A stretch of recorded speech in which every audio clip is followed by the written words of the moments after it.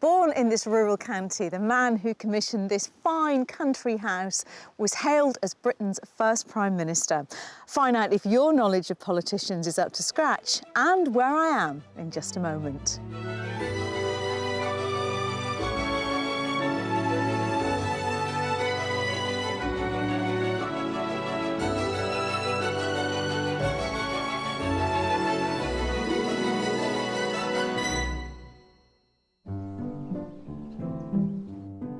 Today, a country-loving couple are ready to plant roots in classically British countryside. Shall I say magnificent first, or will you say it first? It's super. Well done. And the outlook is inspirational. I wouldn't mind waking up in the morning to look at that view. Today, I'm in Norfolk, and this magnificent building behind me is Houghton Hall. It was built by Sir Robert Walpole in the 1720s and 30s while he was Prime Minister, a post he held for an impressive 21 years. His ambitions were huge, and he employed a vast array of architects, with the final build cost coming to over £200,000, putting it at the time on a par with Blenheim Palace. Sadly, he only got to live here for a few years before he passed away. Today it remains one of Britain's finest Palladian buildings and an architectural gem in this beautiful landscape. Sitting to the east of England, Norfolk, the largest county in East Anglia, shares its borders with 3 other counties, whilst its northern and eastern edges stretch along the North Sea. The region is known for its sprawling, level landscapes and vast skies. Largely agricultural, much of the land is arable, where fields are filled with crops like wheat and sugar beet. A familiar sight on the Norfolk horizon are elegant windmills, historically used for grinding and drainage. Many are now privately owned, but a number are open to visitors. Ecclesiastical architecture is another statement in the county, and it's home to the highest concentration of medieval churches in the world. Water is also a feature here, particularly the Norfolk Broads. A network of rivers and lakes form a tranquil setting amongst the surrounding farmland. So whether it's as one of more than 30 million tourists who visit each year, or as an escapee in search of a rural home, Norfolk is a great choice to enjoy the very best of Britain. When it comes to buying property, Norfolk offers great value for money, with the average cost of a detached house here costing £235,000. Now that's an impressive £47,000 below the national average. However, if you want to live on the North Coast in places like Wells next to the sea or Thornham, you will pay a premium of up to 60%. But you do get more for your money inland, so the villages around the market towns of Dereham or Swaffham are well worth exploring. So let's meet today's buyers and find out why they want to move to Norfolk. Retired sales and marketing director Peter and retired accounting manager Diane have spent 44 years living as expats all over the world. But when they met almost half a century ago, it was in the north of England. We met in Newcastle. Peter moved up from the south. I already lived in the north, and he joined the company I was working for. I have a memory of standing one day in front of a notice board, and there was this stunning bird looking at the notice board as well. Somehow a conversation started, and it hasn't stopped.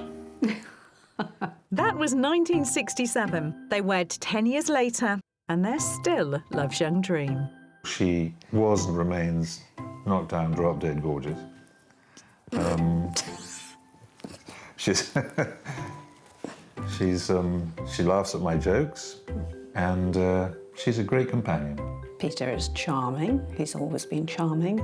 He's very clever. He is too serious at times, but his great sense of humour saves him. And after that, he's a great husband and fantastic father. This loving pair's grown-up daughter, Nicola, lives in San Francisco. But they've been renting a house outside Cambridge since last year. After 30 years living in Spain, they've settled back in Britain and are ready to find their very own English country pad. There are certain things you want to do, hang your pictures, perhaps put up the odd shelf, and it's rented, it's not mine. I would love to buy more furniture of the English type. I don't have room to put it all because we still have a lot in storage. Diane and Peter love British rural scenery, and have decided that Norfolk's where they'd like to settle. Still within reach of the life they've created in Cambridge, where Peter is teaching marketing and studying for a PhD. I was brought up in beautiful countryside and around in Berkshire and Oxfordshire, and I felt the pull of that. And looking for a house around this area, it's just great. You have the sea, you have the lovely countryside, which I know people say it's flat. I like flat. The trees come up to jump at you. I love trees. It's just a genuinely beautiful, beautiful countryside. I think we're very lucky to be here.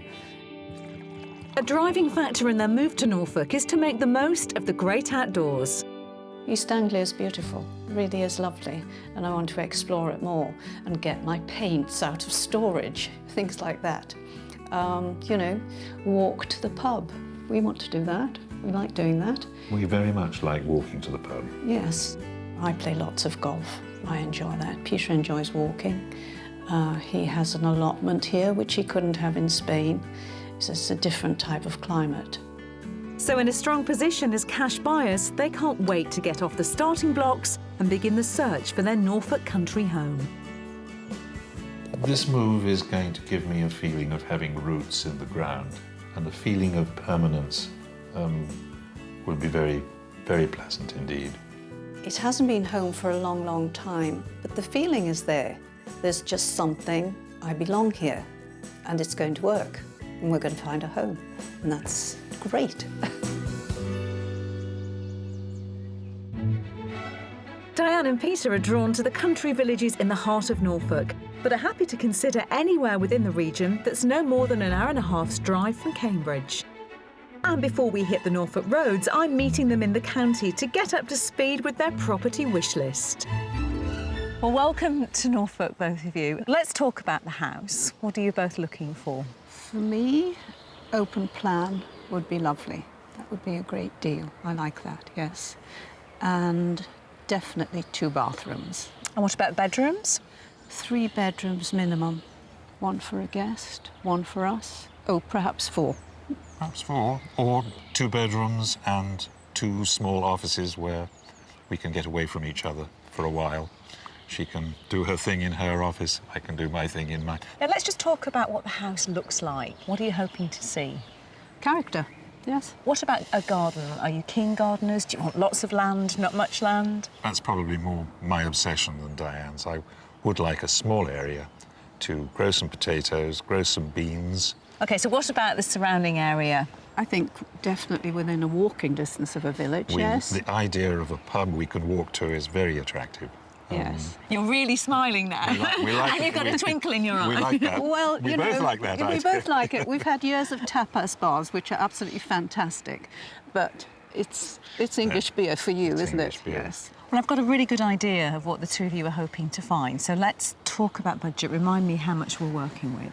The budget for this house is £425,000. I'm really hopeful that we can help you find that combination that you're looking for of open plan and character. And we've got some really interesting properties to show you. That's good. Are you raring to go? Raring to go. Very excited, yes. Thank you. A couple's budget of £425,000 is generous for the area, which is a positive start. After half a lifetime abroad, they want to come home to a spacious property with character and an open-plan layout offering an all-in-one kitchen, dining and living area. Diane would love a room to paint in and Peter a study, so they need 3 to 4 bedrooms. And 2 bathrooms is a must. Outside, they're after a manageable garden and they'd both like to be near a village with a friendly local high on the list of requirements. We've gathered a fantastic range of properties, but their price tags will only be disclosed after each one has been toured. And the final visit to the mystery house might put our buyers on the back foot when they first see it, but hopefully it'll be a proposition they'll quickly warm to.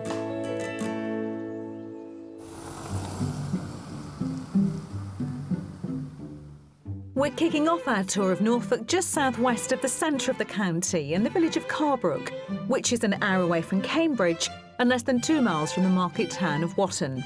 The high street in Watton has a good assortment of shops, along with a weekly market selling freshly grown produce. The town is also home to St Mary's Church with its distinctive round tower, one of only around half a dozen remaining in East Anglia. Back in Carbrook, there's just a village hall, a 12th century church and a primary school. And our first property is found on the edge of the village. What are your initial thoughts? Well, my first view of it, it looks really interesting. Yes, you're speechless, Peter. I was waiting for number one to speak first. It's attractive.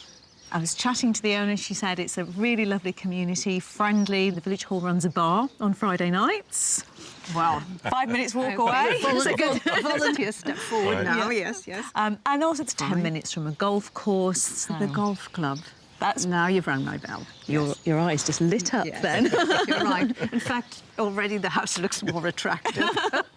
Would you like to come and have a look? I'd love to. Yes, very much. Extended 15 years ago, this decorative cottage dates back over 200 years and was originally a 2-up, 2-down built from Norfolk clay lump. So we're straight into this very pretty sitting room with lots of original features, lots of character. Lovely fireplace. Good square room. And the good news here is that this isn't the main room in the house. This is a little bonus room, actually, because the main living space is right through here.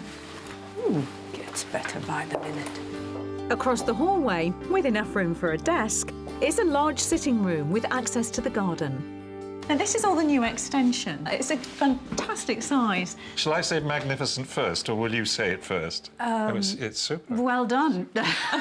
Just... This surprises me. Off to the left just there is a really big dining room. There's a lovely light, spacious conservatory, which could be a nice light place to work and to paint. And I know the kitchen is important to you. It's not part of the living space, but it's still, I think it's impressive, and I'm hoping those smiles will continue. A very promising start, and there's still lots more to see. Back off that spacious hallway, we find a boot room, a separate utility, a cloakroom, and finally, the kitchen.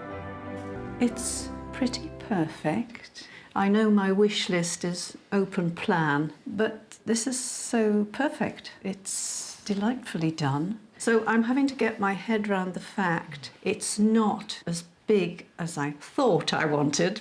I'm totally confused, let's put it like that. It's not perfect as a big kitchen diner, but it's pretty perfect as a big kitchen with a little dining area in it. I think the hardest thing with a house search is deciding what compromises you're going to make, and there are always going to be compromises. But there are no compromises upstairs as far as the desired bathrooms and bedrooms are concerned. A galleried landing leads to a family bathroom and 4 double bedrooms. All the rooms are light, bright, and have plenty of space. We're visiting the largest of the 4 bedrooms with a beautiful view out to the garden and beyond. So this is the master bedroom. So lovely, light, bright room. This is stunning. This is a great space, and look, every woman's dream behind us, storage. I need you to just go and pop your head in the bathrooms. Go and quickly have a look for me, because I know how important they are. Very so, important, I yes. think for an ensuite, I think that's pretty impressive. Oh, it is impressive. It's got everything. Look at the shower. I could be quite happy in here. Well, don't be too happy. Come back to me. Come on. Right, OK. You can't run yourself a bath yet. No, not yet. All that remains to be seen now is outside. So why don't we go and find out if there's enough space for those vegetables you fancy growing? Brilliant. The conservatory leads onto a patio which wraps around the side of the house and joins a lawn bordered by trees with views right across the fields. There's also a garage with a sheltered seating area. Nothing too large. It's definitely manageable. This is a good-sized garden. It's not too big, it's not too small, and there's some work to be done on borders, place to put 1 or 2 potatoes. This looks pretty much my scene. Well, you've seen the house and the outside, and I've seen smiles on both your faces, but I'd really like to know what's going on in here. So what do you think this house is on the market for? 425, top. I would say it might be a little over our top budget at, say, for £27,000. OK, well, the lady is right. Spot on. It's on the market for £425,000. It's definitely a pull, isn't it? It's a strong tug in the right direction. Well, I think with the price in mind, it's time for you to go back in and have a look. Imagine yourselves in it if you want to do, and I'll come and find you in a few minutes. Okay. Will do. This cottage is bang on the nose of Diane and Peter's budget, bringing their English country dream one step closer. It has a good selection of living spaces downstairs, and although there isn't the open-plan kitchen living room they wanted, what is on offer has taken them pleasantly by surprise. They get the 4 bedrooms they've asked for, meaning plenty of room for visitors, including their daughter from America. There's also the compulsory 2 bathrooms, and the garden seems to be ideal for their horticultural ambitions. Oh, wow. This is a film set. It's a real pretty dining room, isn't it? It's very beautiful. From the very first moment I saw this house, it was very attractive, very appealing. At first it seems it might be small, but you very quickly discover that it's not. It's very spacious. The first impression was lovely, welcoming, stunning. As we walked through the house, it just got better and better. I really like the kitchen. It's just not open plan, which is what I wanted, and I'm stuck. I really can't decide whether the kitchen is so beautiful. I'll get over it and just get on with it. Hello there. Hi. Have you seen enough? Never enough. It's a beautiful house. I could go round again and again. That's a great reaction for a first house. Are you united in this opinion, Peter? I am. A united front and onwards to the second. Fantastic.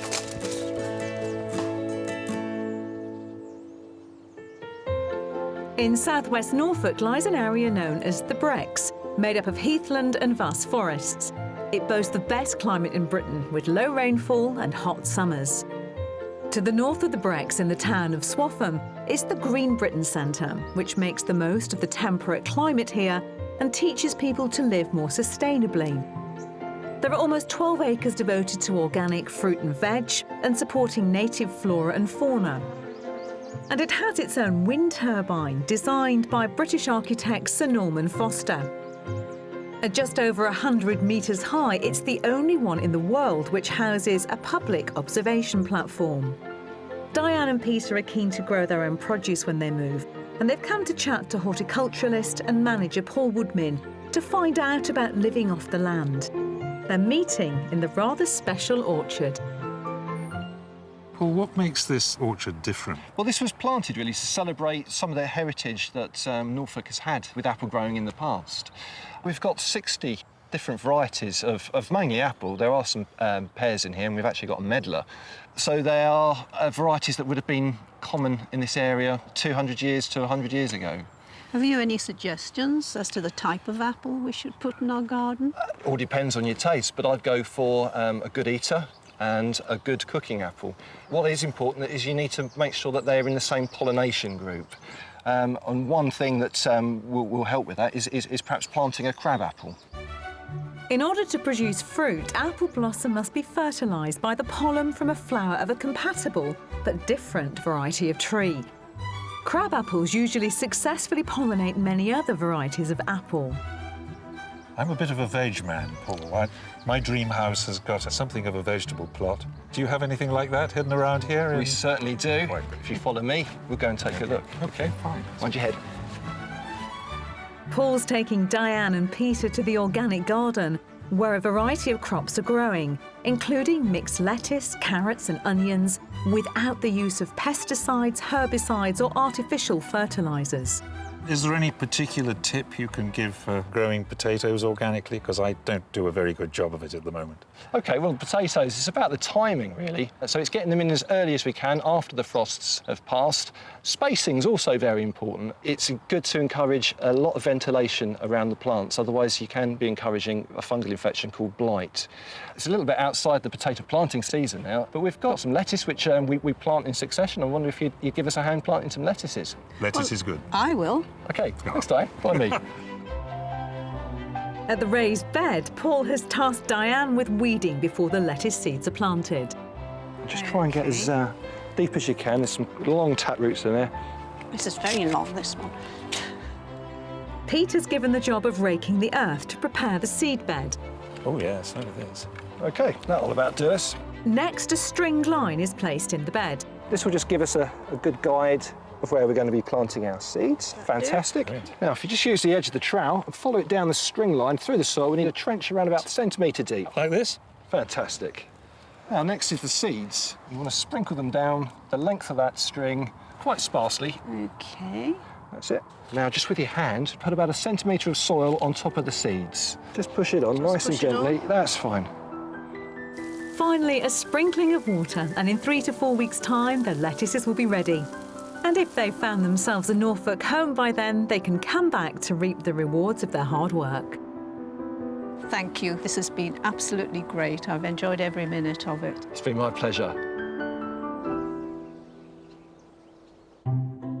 For our second property visit, we're heading to the village of Thomson, which is an hour's drive from Cambridge and just over 12.5 miles from the market town of Thetford. Here there's a golf club for Diane, less than 20 minutes drive from Thomson, a small village surrounded by fields with a strong community at its heart. There's a village hall and St Martin's Church, part of which has its roots in the 14th century.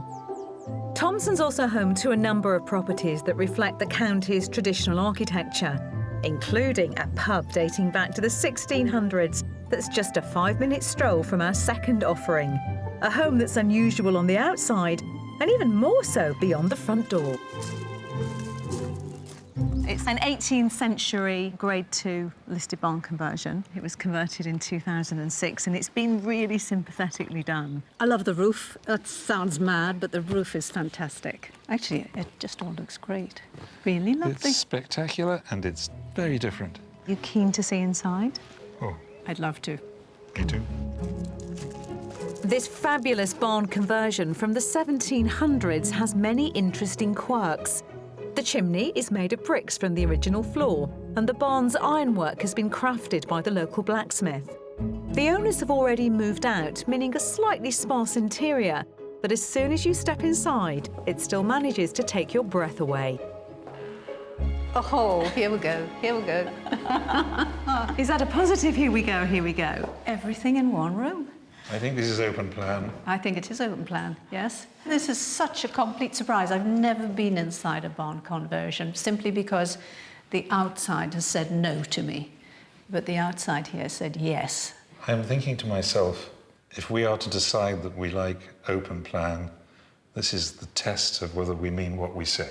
You've talked about, that 3-in-1 living, and you absolutely have that here. You have your kitchen area, your dining area, a seating area. You've got flexibility.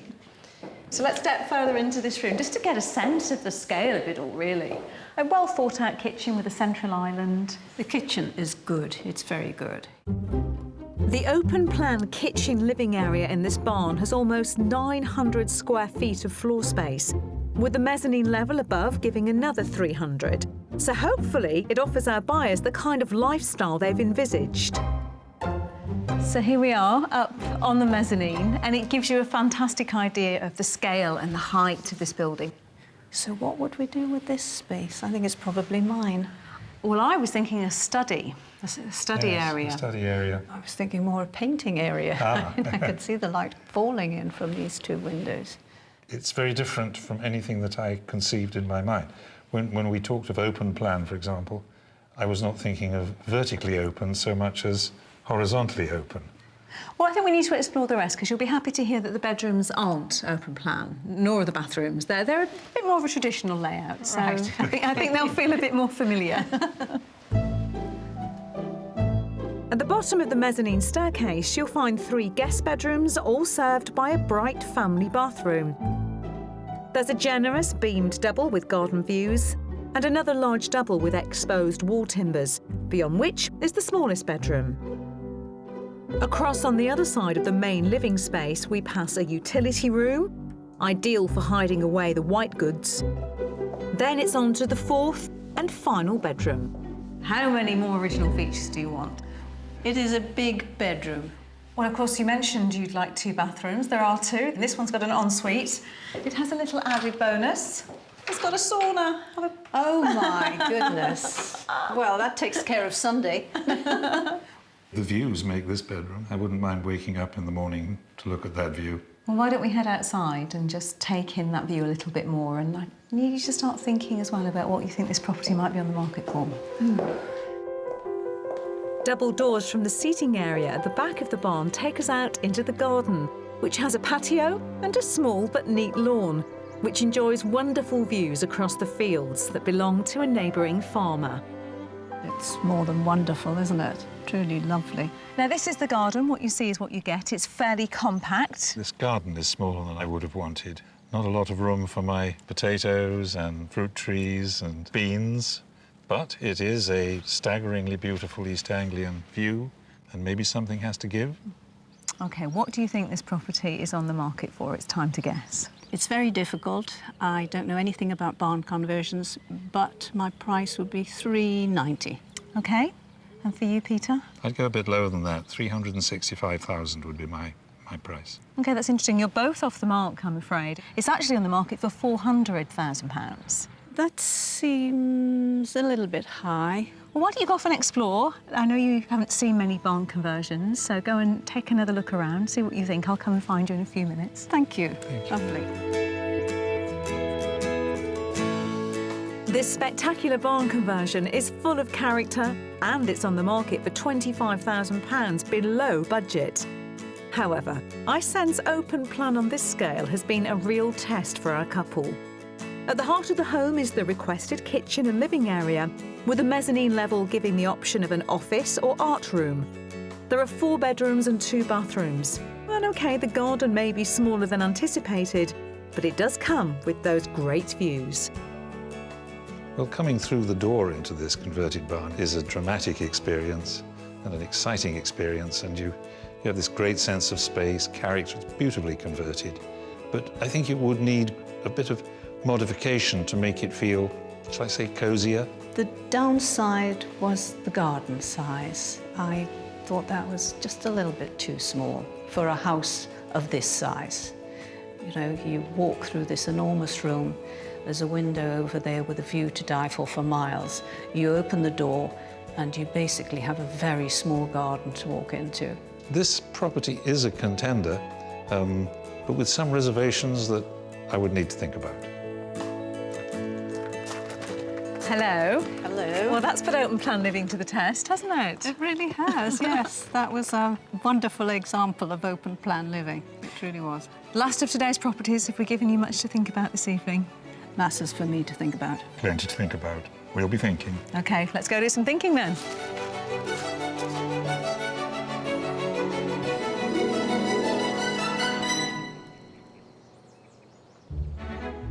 It's the second day of our visit to Norfolk, where we've got £425,000 to spend on a country home for Diane and Peter from Cambridgeshire, who moved back to the UK from Barcelona last year. We've still got to come face to face with a surprising mystery house. Oh, OK. This is probably the most positive feature of the house for me. And I'll be finding out about the colourful history of an ancient crop. And this is where the magic really starts. Look at all those different shades of blue coming out. Yesterday's search went well, and I found it fascinating that the house that really seemed to spark Diane and Peter's imagination wasn't the open plan house that I thought they'd love. I'm feeling confident about today and our mystery house. I don't think it's a house that they would have considered looking at, but I think it could offer them that open, relaxed way of living that they seem to crave. For our mystery house, we're travelling to the village of Great Ellingham, which is just about an hour's drive away from Cambridge. The village has a store and post office, a church and a gastropub, and the narrow lanes are lined with pretty homes typical of those found in the Norfolk countryside. Around a mile outside the village, in a beautiful rural setting, we're at our last stop. And after 44 years living abroad, I wonder if Diane and Peter are ready to consider a slightly different way of English country life to the one they've been planning. So, any guesses as to why it's the mystery house? Because it's new. I think it's because that's a new build. Absolutely. It was built in 2006. It's one of only 6 on a very small development with a very spectacular view. That's true. Yes. I'm thinking this is a new build. This is going to be clean, easy to run, and actually the lines are good. I have something of a prejudice against new buildings. This could be the exception. Well, we've got a mixed reaction from you both to the outside. Let's see if we can reunite you when we look inside. Let's give it Okay. a go. This handsome red brick home has been built in the style of a manor house barn, which does give it plenty of charm, even though it might not have the character that comes with age. Right then, we come straight into this great-sized entrance hall. We've got a study, dining room, good storage cupboard for all your coats, and of course it takes advantage of that lovely view. It's an impressive entrance hall, isn't it? Yes. All the rooms are off the hall, which we're crossing to get to the kitchen. And I'm hoping it's just what they've been waiting for, as there's room to cook, eat, and relax. I like it. I'm wanting to say a better word than like, but I have to take it in first because you've actually given me something that I've been asking for. I think it's a little small. Right. That's my first reaction. OK, and that's a fair reaction. I have some suggestions for you. We've got a good-sized utility room over there, which has got everything you need. There is, behind this wall, you get through to the garage, there's a second utility space and also a downstairs bathroom. You could take this section of wall out to extend that way and have a much larger space in here to give you much more of that big open space that you're after. I've no problems with the odd wall coming down. Well, there's definitely potential for that in here. And I think we should go and take a look at the sitting room. Good idea. Yes, I'd like that. The sitting room is at the back of the house with windows on 3 sides and doors to the garden, which allows the light to flood in. Our mystery house may be modern, but it is delivering on so many levels. Couldn't fault this one. You're going to think it's too small. Well, it's not too small as a sitting room. It's full of light, looks out onto a pretty garden space. It's very appealing. OK, well, there's still plenty to show you upstairs, so let's go and take a look. Thank you. I'm sensing uncertainty from Peter, but quiet positivity from Diane. Maybe the bedrooms will help them make up their minds. On the first floor, there are 4 on offer, 1 in each corner of the house. There's a double with its own shower room and beautiful views over fields. Another double at the back, which is used as an exercise room and study, and a smaller bedroom used for storage. There's also a bright family bathroom. But we're headed to the largest of the 4, complete with a well-fitted shower room. Oh, OK. The master bedroom is in a brilliant position, just where you would want it to be, because it takes advantage of that incredible view. that's what I was looking at out front, hoping these windows would be in prime bed position, and they are. This is probably the most positive feature of the house for me. Well, let's go and see how you feel about the garden, because that's the last thing yet. And of course, then you're going to have to guess the price, so start giving that some thought. Well, the garden is important. Well, So. the garden is important. Back downstairs, the utility room has access out to the beautifully landscaped garden, which has a Mediterranean look. So perhaps somewhere Diane and Peter will feel right at home. There's a terrace hugging the house, a lawn framed by shrubs and hedges, as well as various places for relaxation and shade. It's delightful, really delightful. Mm-hmm. Pretty garden, very pretty. Bit short of potatoes, but you could probably work on that, I suspect. Well, there's some fantastic raised beds that, of course, has got lovely planting in, but they could make brilliant raised beds for growing your potatoes and your artichokes. Very true. So finally, we've come outside the house and we have you both in agreement that the garden The garden works. The garden is good, yes. Well, I'm intrigued to discover what you think this property is on the market for. I would guess it's on the market for 440. And Peter? She's a bit above budget. I'd come down a bit, but at the top end of our budget, about 420,000. OK, well, it's on the market over budget. It's £445,000. However, we have had a chat with the owner, and she said that there is some manoeuvre there on the price. That sounds very encouraging to me. Why don't you go in, take some time, look around, explore more. Okay. Will do, thank you. Thank you. A modern mystery house may be £20,000 over budget, but I'm confident they could strike a deal. And if Peter can learn to love a younger property, this could be the one that gives them space and open plan living, as well as a garden to grow potatoes in.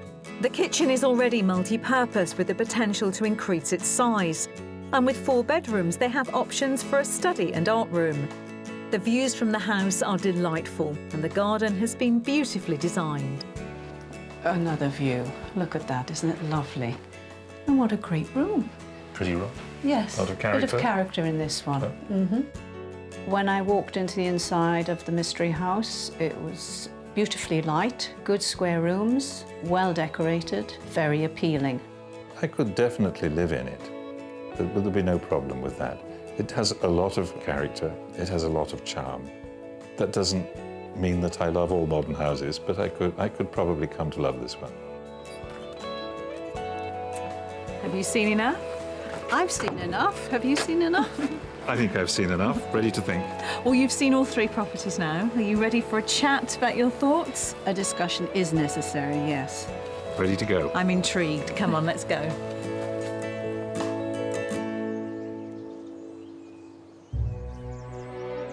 The Norfolk landscape is defined by its agriculture, with arable crops like wheat a familiar sight. But hundreds of years ago, it was a flowering plant called woad that was everywhere, used to produce an indigo blue pigment to dye cloth. Ian Howard used to grow the usual Norfolk crops on his family farm until 15 years ago, when he decided to diversify and experiment with growing the ancient crop himself. He now produces 40 tonnes a year. Hello, Ian. Hello there. How are you doing? I'm all right. Good. So this is the woad. This is woad. What kind of crop is it? This is a brassica crop. It's part of the mustard family and it produces woad.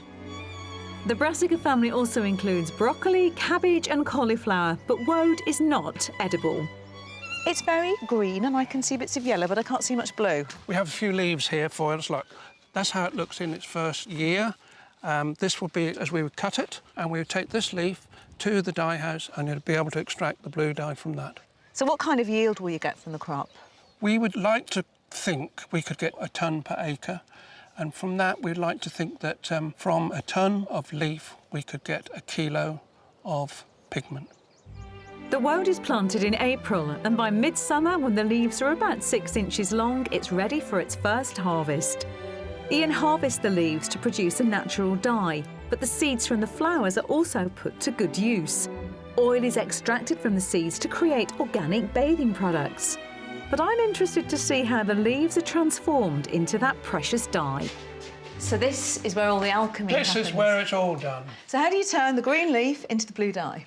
With a process of hot water and cold water and adding lime to it. And when we've done all that, we can then pump it around in the air, it oxidises and we will produce a sludge. We dry it outside in the sun, if not we put it into an oven and we bake it and it'll come out like this cake. We will then grind this cake down to a powder, which is this, like that.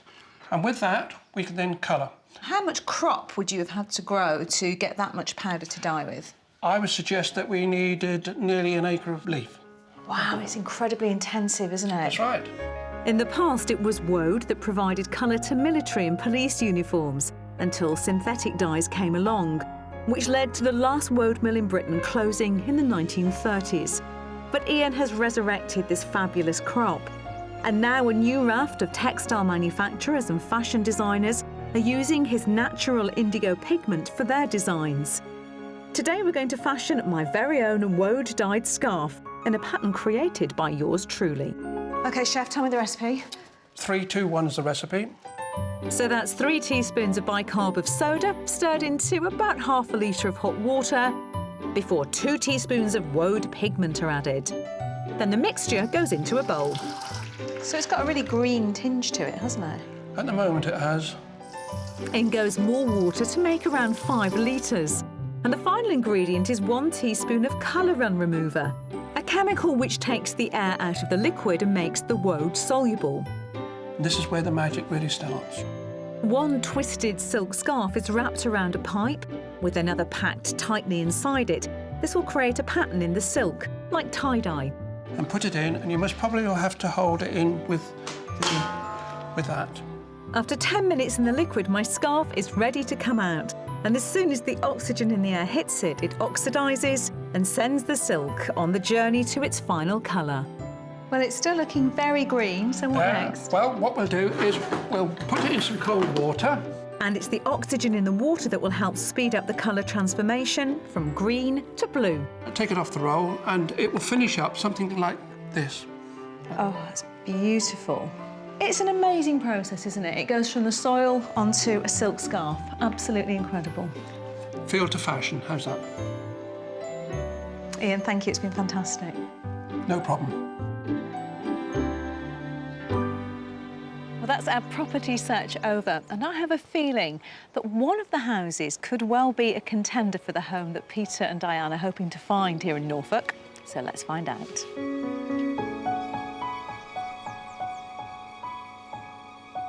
Well, our search is over. You've seen all three houses. What are your thoughts on them? Do you have a favourite? Number 1 and the Mystery House are good contenders. And Peter, what about you? Are you in agreement with Diane on the two properties? I think on balance, I would say I preferred number 1, but the Mystery House is a very livable inn proposition. It's intriguing, though, to me that the two properties that have appealed to you most, they offered a nice flow to the living space, but they didn't offer that kitchen, living, dining.